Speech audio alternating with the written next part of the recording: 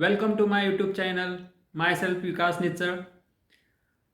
In today's topic, we're going to see how to find out the partial fraction expansion for Laplace transform. Means we basically finding the transfer function for a Laplace transform using residue method. It's very easy to find out on a MATLAB. Theoretically, it takes more time, but practically it takes only 2 to 3 minutes to find out the transfer function for a Laplace transform. So let us start the actual programming. Okay, so this is a MATLAB software. So I think now everyone is familiar with the MATLAB software. So we can directly start the actual programming. So first give the title. Again you have to write a percent partial fraction expansion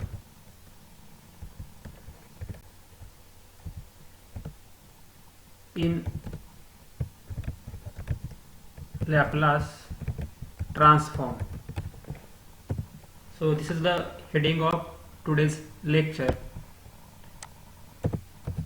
Then everyone know that this is a editor window. So just start the program. You can write CLC to clear the command window. You can write a clear all for to clear whatever the data in a workspace. Then next we know that in a Laplace transform again we required the numerator coefficient and denominator coefficient.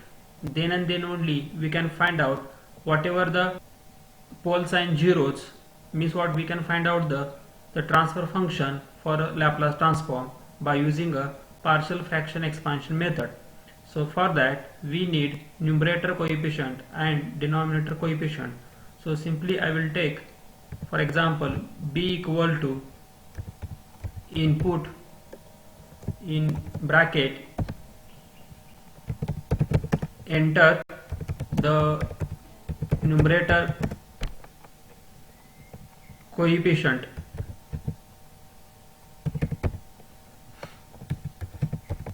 numerator coefficients,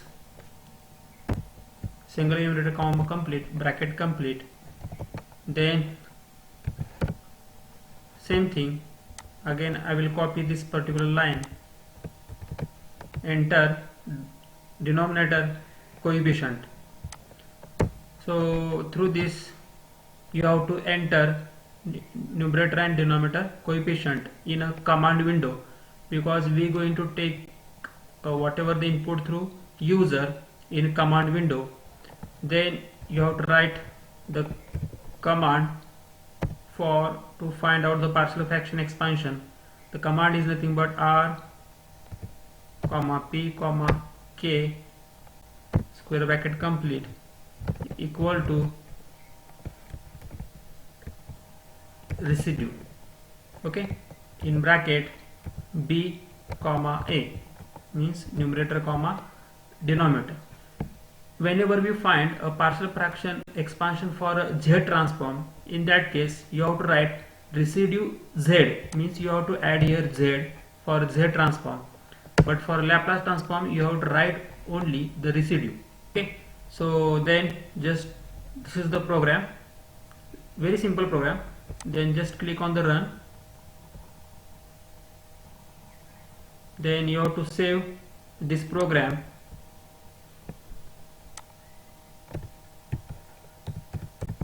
Okay, so here you can see in command window the one message is displayed, enter the numerator coefficient.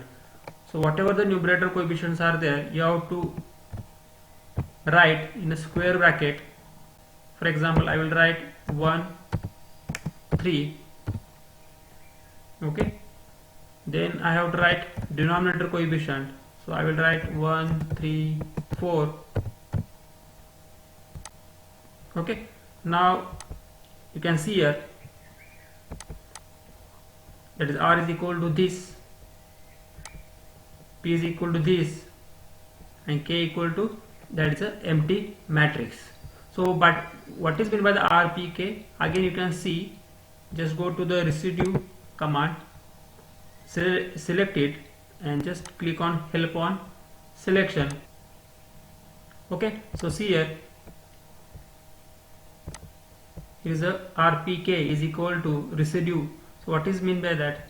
To find the residues, poles and direct term of a partial fraction expansion of the ratio of two polynomials. Okay, so basically it converts the partial fraction expansion back to the polynomials with a coefficient in B and K. Okay, so basically it converts the whatever the coefficients. So that's it. Again you can see the R is nothing but column vector of residue, P is nothing but column vector of pole, and the K is nothing but row vector of direct terms. So that's it. It's very easy to find out the partial fraction expansion in a Laplace transform using a residue method.